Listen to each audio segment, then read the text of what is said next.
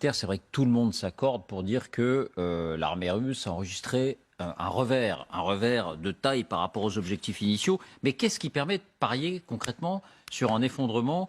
En clair, d'où viendrait le souffle qui ferait chanceler, qui ferait tomber Vladimir Poutine? Eh bien, chacun fait son analyse ou son hypothèse. Alexandre Adler parie sur une révolution de palais. Il n'est plus soutenu par les élites, dit-il. C'est tout à fait possible qu'il soit renversé.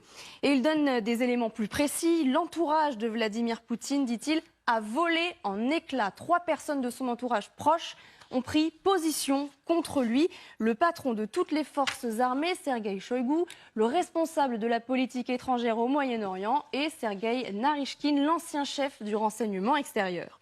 Sergueï Lavrov, le ministre des Affaires étrangères lui-même, compte partir, dit-il, après la fin de la guerre et il aurait même déjà acheté un appartement à New York.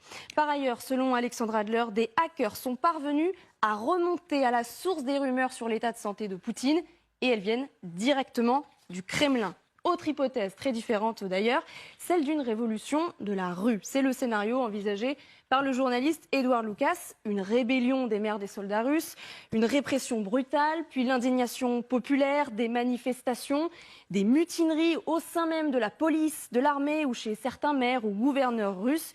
Une foule massée sur la place rouge devant le Kremlin et finalement un Vladimir Poutine en fuite vers la Biélorussie ou la Chine. Le mot de la fin pour Christopher Steele, l'ex-agent britannique. Il y a 2 options. Vladimir Poutine sera certainement mis à la retraite ou tué d'ici à 6 mois. Merci.